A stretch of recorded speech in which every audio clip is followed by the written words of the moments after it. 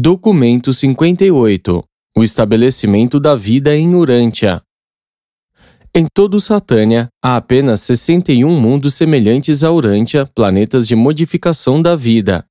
Os mundos habitados, na sua maioria, são povoados de acordo com técnicas estabelecidas e, em tais esferas, os portadores da vida têm pouca liberdade para fazer variar os seus planos de implantação da vida. Todavia, um mundo, entre 10, é designado como planeta decimal e destinado ao registro especial dos portadores da vida.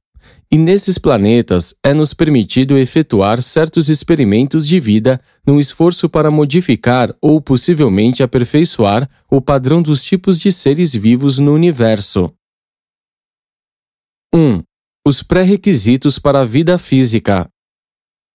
Há 600 milhões de anos, a Comissão de Portadores da Vida, enviada de Jerusalém, chegou em Urântia e começou o estudo das condições físicas preparatórias para dar início à vida no mundo de número 606 do sistema de Satânia. Essa seria a nossa 66ª experiência de iniciação da vida nos padrões de Nébadon em Satânia, e a nossa 60ª oportunidade de efetuar alterações e instituir modificações no projeto básico padrão da vida do universo local. Deve ficar claro que os portadores da vida não podem iniciar a vida antes de uma esfera estar amadurecida para a inauguração do ciclo evolucionário. E também não podemos promover um desenvolvimento mais rápido da vida do que aquele que pode ser suportado e acomodado pelo progresso físico do planeta. Os portadores da vida de Satânia haviam projetado um padrão de vida baseado no cloreto de sódio, e, portanto, nenhum passo poderia ser dado no sentido de plantar essa vida antes que as águas dos oceanos se houvessem tornado suficientemente salgadas. O tipo urantiano de protoplasma pode funcionar apenas em uma solução salina adequada. Toda a vida ancestral, vegetal e animal evolui em um habitat dentro de tal solução salina, e mesmo os animais terrestres mais altamente organizados não poderiam continuar a viver se essa mesma solução salina essencial não circulasse nos seus corpos na corrente sanguínea, que livremente banha e literalmente submerge cada pequena célula viva nessa profundidade marinha salgada. Os vossos ancestrais primitivos circulavam livremente no oceano salgado. Hoje, essa mesma solução salina oceânica circula livremente nos vossos corpos, banhando cada célula individual com um líquido químico comparável, em essência, à água salgada que estimulou as primeiras reações protoplasmáticas das primeiras células que funcionaram com vida no planeta. Contudo, quando essa idade tem início, Urântia encontra-se em todos os sentidos, evoluindo para um estado favorável à sobrevivência das formas iniciais da vida marinha. De modo seguro e vagarosamente, os desenvolvimentos físicos na Terra e regiões espaciais adjacentes preparam o cenário para as futuras tentativas de implantar formas de vida tais que, conforme havíamos decidido, seriam as mais adaptáveis ao ambiente físico que despontava, tanto terrestre quanto aéreo. Subsequentemente, a Comissão de Portadores da Vida de Satânia retornou a Jerusalém, preferindo aguardar a quebra posterior da massa continental de terra, o que proporcionaria um número ainda maior de mares avançando terra adentro e de baías abrigadas antes de iniciarem de fato a implantação da vida. Num planeta em que a vida tem uma origem marinha, as condições ideais para a implantação da vida são providas por um grande número de braços de mares em linhas extensas de praias de águas rasas, cheias de baías abrigadas, e essa distribuição das águas na Terra era exatamente a que se estava desenvolvendo com rapidez.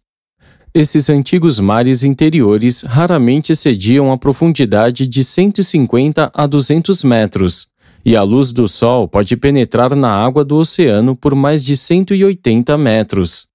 E foi a partir dessas baías de climas amenos e regulares, de uma idade posterior, que a vida vegetal primitiva encontrou seu caminho para a Terra. Ali, o alto grau de carbono da atmosfera proporcionou às novas variedades de vida terrestre uma oportunidade de crescimento rápido e luxuriante. Embora essa atmosfera fosse, então, a ideal para o crescimento das plantas, ela continha um grau tão alto de dióxido de carbono que nenhum animal, e o homem menos ainda, poderia então haver vivido na face da Terra. 2. A atmosfera de Urântia. A atmosfera planetária filtra para a Terra cerca de 2 bilionésimos da luz total emanada do Sol. Se a luz que cai sobre a América do Norte fosse taxada a uma tarifa de 2 centavos por quilowatt-hora, a conta de luz anual subiria a 800 quatrilhões de dólares. A conta de Chicago da luz do Sol atingiria a soma considerável de mais de 100 milhões de dólares por dia. E deveria ser lembrado que vós recebeis do Sol outras formas de energia. A luz não é a única contribuição solar que alcança a vossa atmosfera. Muitas energias solares derramam-se sobre Urântia, abrangendo comprimentos de ondas tanto acima quanto abaixo do alcance de reconhecimento da visão humana. A atmosfera da Terra é quase opaca para muitas das radiações solares no extremo ultravioleta do espectro. A maioria dessas ondas de comprimentos curtos é absorvida por uma camada de ozônio que existe até um nível de 16 quilômetros acima da superfície da Terra e que se estende por mais outros 16 quilômetros no espaço. O ozônio que permeia essa região, nas condições que prevalecem na superfície da Terra, formaria uma camada de apenas 2,5 milímetros de espessura. Essa quantidade relativamente pequena e aparentemente insignificante de ozônio, contudo, protege os habitantes de Urântia dos excessos das radiações ultravioleta, perigosas e destrutivas, presentes na luz do Sol. Todavia, se essa camada de ozônio fosse ligeiramente mais espessa, vós estaríeis sendo privados dos raios ultravioleta, altamente importantes e provedores de saúde, que agora alcançam a superfície da Terra e que são os ancestrais de uma das vossas vitaminas mais essenciais. E, ainda assim, alguns dos menos imaginativos entre os vossos mecanicistas mortais insistem em ver a criação material e a evolução humana como um acaso. Os seres intermediários de Urântia reuniram cerca de 50 mil fatos da física e da química que eles julgam ser incompatíveis com as leis das probabilidades do acaso, os quais, segundo eles defendem, demonstram inequivocamente a presença de propósito inteligente na criação material. E tudo isso não leva em conta o seu catálogo das mais de 100 mil descobertas fora do domínio da física e da química que eles sustentam serem uma prova da presença da mente no planejamento, criação e manutenção do cosmo material. O vosso Sol derrama um verdadeiro dilúvio de raios mortais, e a agradável vida que tendes em Urântia acontece devido à influência fortuita de mais de 40 operações protetoras, aparentemente acidentais, semelhantes à ação dessa camada singular de ozônio. Não fora o efeito cobertor da atmosfera, à noite o calor perder-se-ia por irradiação e tão rapidamente que seria impossível manter a vida, exceto por dispositivos artificiais. A camada dos primeiros 8 ou 10 quilômetros inferiores da atmosfera da Terra é a troposfera. É a região dos ventos e correntes de ar que causam os fenômenos meteorológicos. Acima dessa região está a ionosfera interna e mais acima está a estratosfera. Subindo da superfície da Terra, a temperatura vai caindo constantemente por 10 ou 12 quilômetros, altitude em que é registrada a temperatura de cerca de 56 graus Celsius abaixo de zero. Essa faixa de temperatura entre 54 e 56 graus abaixo de zero permanece sem alterações até uma altitude de mais de 65 quilômetros. Essa região de temperatura constante é a estratosfera. A uma altitude de 70 ou 80 quilômetros, a temperatura começa a aumentar e esse aumento continua até que, no nível das auroras boreais, uma temperatura de 650 graus Celsius é atingida, e é esse intenso calor que ioniza o oxigênio. No entanto, a temperatura nessa atmosfera rarefeita não pode ser comparável à sensação de calor na superfície da Terra. Lembrai-vos de que a metade de toda a vossa atmosfera está concentrada nos primeiros 5.000 metros. A altitude da atmosfera da Terra é indicada pelos arcos luminosos, os da mais elevada altitude das auroras boreais, de cerca de 650 quilômetros. Os fenômenos das auroras boreais estão diretamente relacionados às manchas solares, aqueles ciclones solares que turbilhonam em direções opostas acima e abaixo do equador solar, tal como fazem os furacões terrestres tropicais.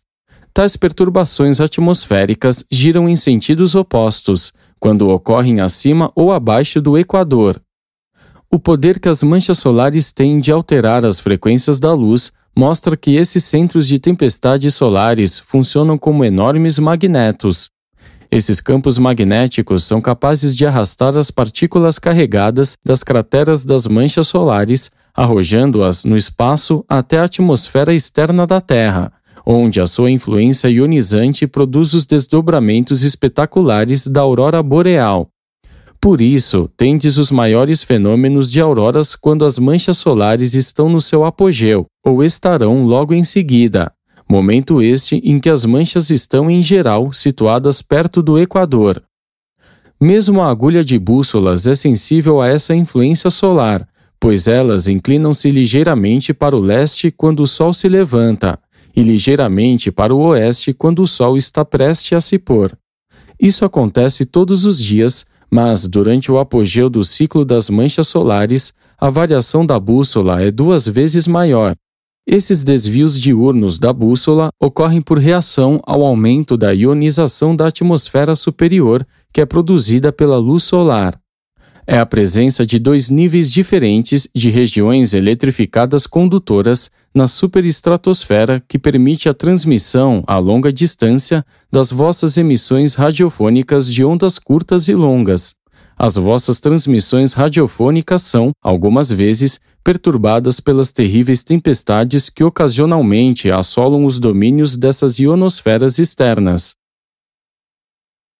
3. O meio ambiente espacial. Durante os primeiros tempos da materialização do universo, as regiões do espaço estão intercaladas com vastas nuvens de hidrogênio, muito semelhantes às nuvens astronômicas de poeira que agora caracterizam muitas regiões no espaço remoto. Uma grande parte da matéria organizada que os sóis abrasadores reduzem e dispersam como energia radiante, originalmente era composta dessas nuvens espaciais primitivas de hidrogênio. Sob certas condições inusitadas, a desintegração dos átomos também ocorre no núcleo das massas maiores de hidrogênio. E todos esses fenômenos de constituição e desintegração do átomo, como nas nebulosas altamente aquecidas, são seguidos pela emergência de fluxos de marés de raios de energia radiante de comprimento curto. Acompanhando essas radiações diversas, há uma forma de energia-espaço desconhecida em Urântia. Essa carga de energia de raios curtos do espaço, no universo, é 400 vezes maior do que todas as outras formas de energia radiante que existem nos domínios do espaço organizado. A emissão de raios espaciais curtos, originários seja das nebulosas abrasadoras ou de tensos campos elétricos, seja do espaço exterior ou das vastas nuvens de pó de hidrogênio, é modificada qualitativa e quantitativamente pelas flutuações e pelas súbitas mudanças nas tensões, na temperatura, na gravidade e nas pressões eletrônicas. Essas eventualidades nas origens dos raios do espaço são determinadas por muitas ocorrências cósmicas, bem como pelas órbitas de matéria circulante que podem variar de círculos modificados a elipses extremas. As condições físicas podem também ser grandemente alteradas porque os elétrons algumas vezes giram no sentido oposto ao do comportamento da matéria mais grosseira, ainda que na mesma zona física. As imensas nuvens de hidrogênio são verdadeiros laboratórios cósmicos de química, abrigando todas as fases da energia em evolução e matéria em metamorfose. Atividades energéticas intensas também ocorrem nos gases marginais das grandes estrelas binárias, que com tanta frequência se sobrepõem e, em consequência disso, se misturam profundamente. Contudo, nenhuma dessas atividades energéticas, tremendas e extensas, do espaço exerce a menor influência sobre os fenômenos da vida organizada, o plasma germinador das coisas e seres vivos. Essas condições da energia espacial são inerentes ao meio ambiente essencial ao estabelecimento da vida. Todavia, não são efetivas nas modificações subsequentes dos fatores de herança do plasma da germinação, como são alguns dos raios mais longos de energia radiante. A vida implantada pelos portadores da vida resiste plenamente a toda essa torrente assombrosa de raios curtos de espaço da energia do universo. Todas essas condições cósmicas essenciais tinham que evoluir até um estado favorável antes que os portadores da vida pudessem, de fato, iniciar o estabelecimento da vida em Urântia. 4. A Era da Aurora da Vida. Não vos deixeis confundir pelo fato de sermos chamados de portadores da vida. Podemos transportar a vida e nós a transportamos aos planetas, mas não transportamos nenhuma vida para Urântia. A vida de Urântia é única e original com o planeta. Esta esfera é um mundo de modificação da vida. Toda a vida que surgiu aqui foi formulada por nós aqui mesmo no planeta. E não há outro mundo em todo o Satânia e mesmo em todo o Nébadon que tenha uma existência de vida igual a essa de Urântia. Há 550 milhões de anos, o corpo de portadores da vida retornou a Urântia. Em cooperação com os poderes espirituais e as forças suprafísicas, nós organizamos e iniciamos os modelos originais de vida desse mundo e os plantamos nas águas hospitaleiras desse reino. Toda a vida planetária, excluindo as personalidades extraplanetárias, até os dias de Caligástia, o príncipe planetário, teve a sua origem nas nossas 3 implantações originais, idênticas e simultâneas de vida marinha. Essas 3 implantações de vida foram designadas como sendo a central, ou eurasiana africana, a oriental, ou australásica, e a ocidental, que abrange a Groenlândia e as Américas. Há 500 milhões de anos, a vida marinha vegetal primitiva estava bem estabelecida em Urântia. A Groenlândia e a massa de terra do Ártico, junto com as da América do Sul e América do Norte, estavam começando a sua longa e lenta derivação para o oeste. A África moveu-se ligeiramente para o sul, criando uma depressão a leste e, a oeste, a bacia do Mediterrâneo entre ela própria e o corpo-mãe. A Antártida, a Austrália e a terra marcada pelas ilhas do Pacífico desprenderam-se ao sul e a leste e derivaram para mais longe desde aquela época. Havíamos plantado a forma primitiva de vida marinha nas baías tropicais abrigadas dos mares centrais da segmentação leste-oeste da massa continental de terra que se desprendia. O nosso propósito, ao fazer 3 implantações de vida marinha, era assegurar que cada uma dessas grandes massas de terra tivesse vida nas suas águas marinhas quentes, quando a terra posteriormente se separasse. Previmos para a era seguinte, quando surgisse a vida terrestre, que grandes oceanos de água separariam tais massas continentais de terra à deriva. 5. A deriva continental. A deriva da Terra continental continuou. O núcleo da Terra havia se tornado tão denso e rígido quanto aço, estando sujeito à pressão de quase 3.500 toneladas por centímetro quadrado. E, devido à enorme pressão da gravidade, foi e ainda é muito quente no seu interior profundo. A temperatura cresce da superfície para dentro até que, no centro, está ligeiramente acima da temperatura da superfície do Sol. Os 1.600 quilômetros exteriores da massa da Terra consistem principalmente em espécies diferentes de rocha. Por baixo ficam os elementos metálicos mais densos e pesados.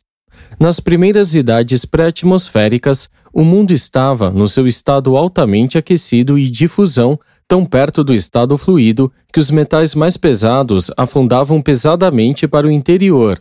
Aqueles que hoje se encontram próximos da superfície representam as exudações de vulcões antigos, fluxos de lava posteriores e extensos e depósitos meteóricos mais recentes. A crosta externa tinha cerca de 65 quilômetros de espessura.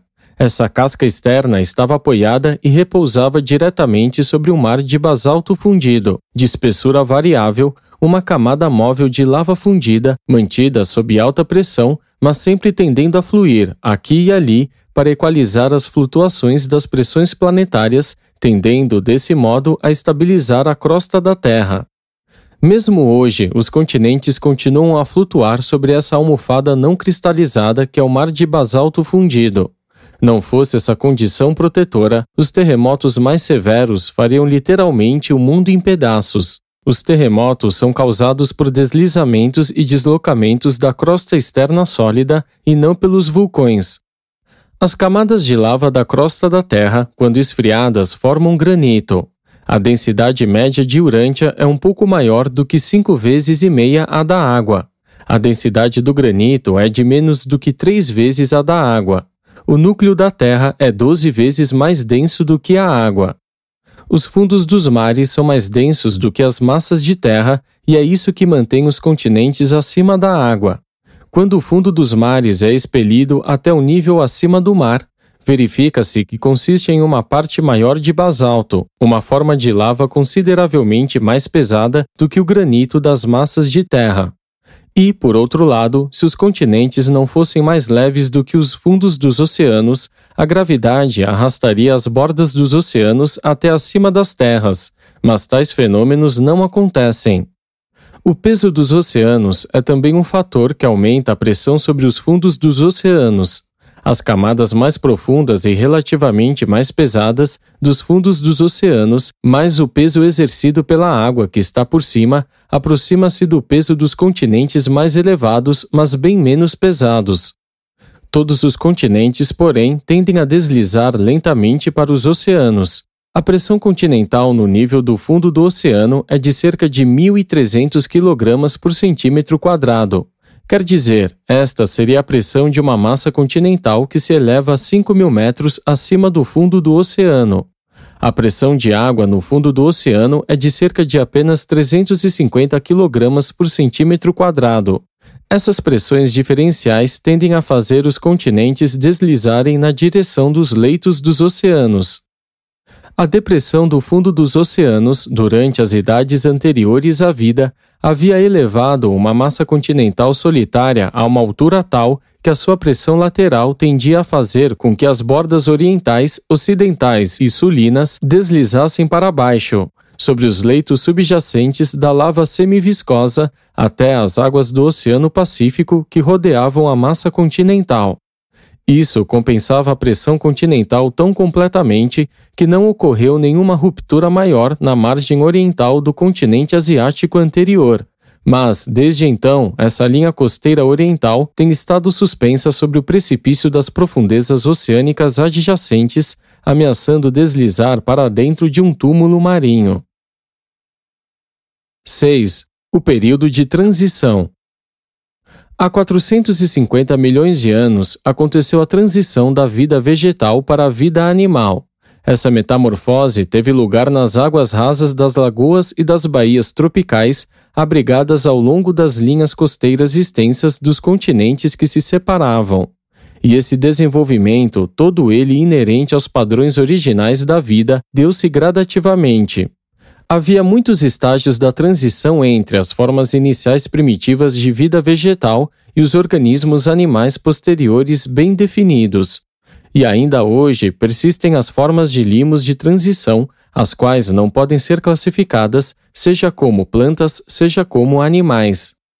Ainda que a evolução da vida vegetal em vida animal possa ser determinada, e, embora hajam sido encontradas séries graduais de plantas e animais que progressivamente se desenvolveram dos mais simples aos mais complexos e avançados organismos, vós não sereis capazes de encontrar esses elos de ligação entre as grandes divisões do reino animal, nem entre os mais elevados dos tipos de animais pré-humanos e o alvorecer dos homens das raças humanas.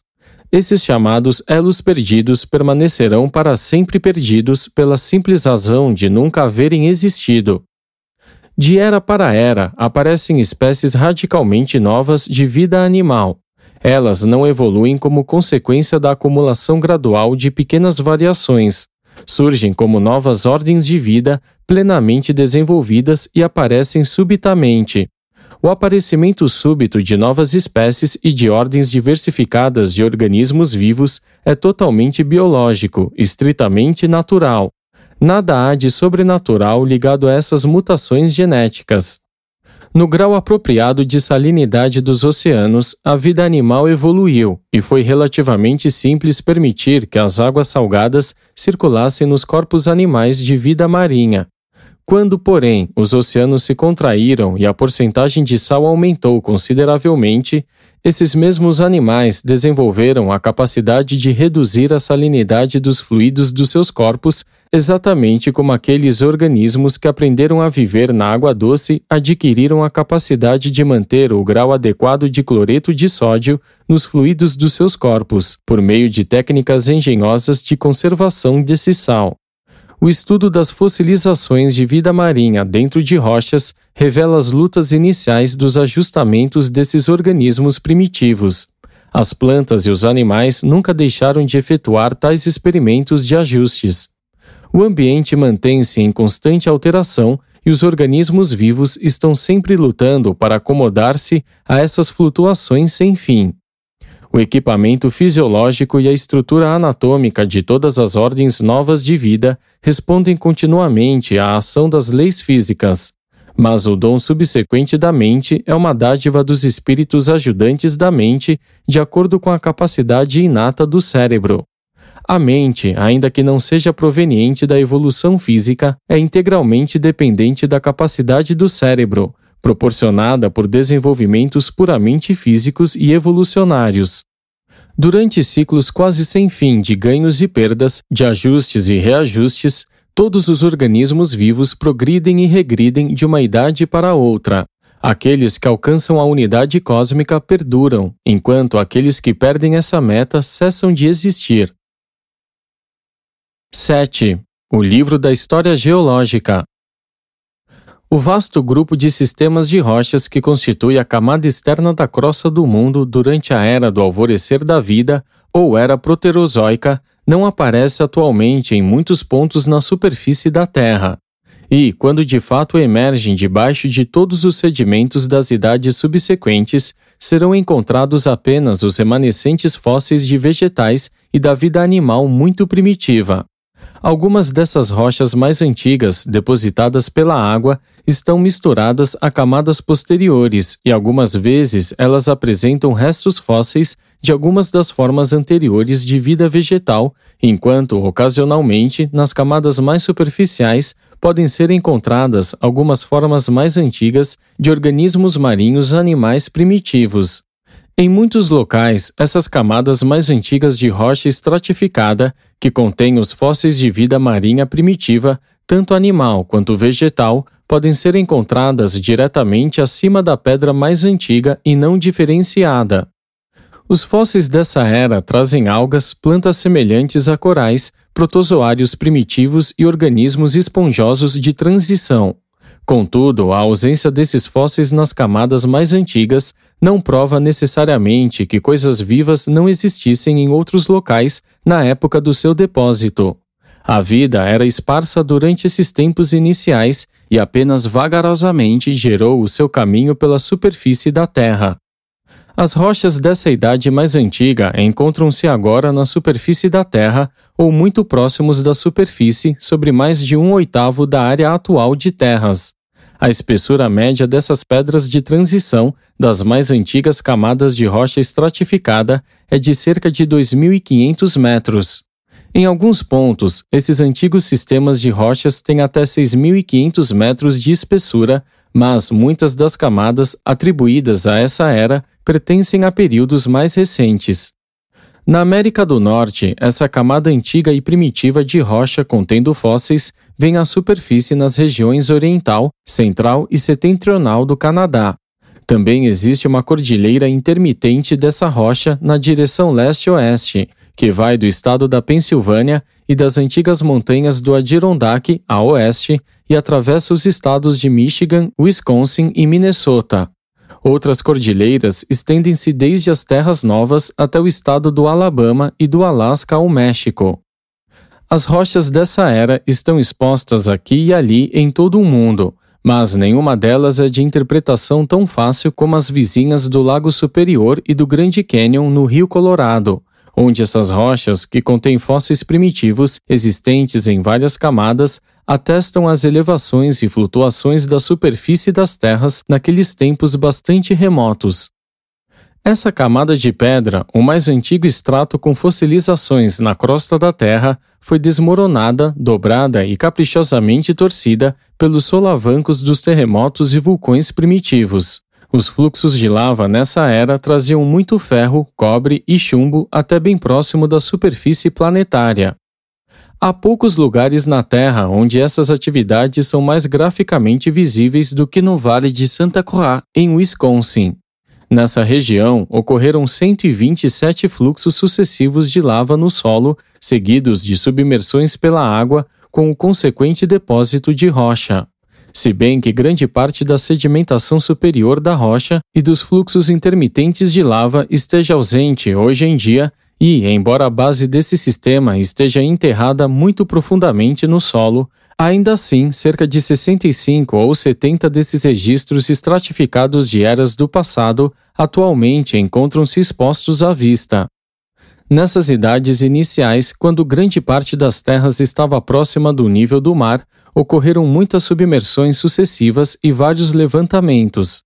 A crosta da Terra estava apenas entrando no seu último período de relativa estabilização. As ondulações das massas, as elevações e os mergulhos provocados pelo início da deriva continental contribuíram para a frequência das submersões periódicas das grandes massas de terra. Durante esses tempos de vida marinha primitiva, grandes áreas das margens continentais afundaram nos mares a profundidades de 1 a 800 metros. Grande parte dos arenitos mais antigos e outros conglomerados representam as acumulações sedimentares dessas antigas margens. As rochas sedimentares, pertencentes a essa estratificação mais antiga, repousam diretamente sobre as camadas que datam de muito antes da origem da vida e remontam ao aparecimento inicial do Oceano Mundial.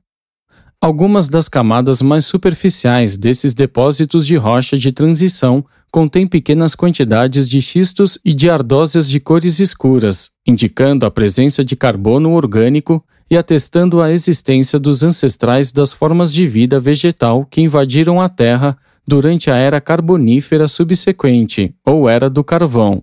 Boa parte do cobre nessas camadas de rochas resulta de depósitos de água. Um pouco desse cobre é encontrado nas fissuras de rochas mais antigas e vem da concentração de águas pantanosas turvosas de alguma antiga linha de costa abrigada. As minas de ferro da América do Norte e da Europa estão localizadas em depósitos e extrusões que repousam, em parte, sobre rochas mais antigas não estratificadas e, em parte, sobre essas rochas estratificadas posteriormente dos períodos de transição de formação da vida.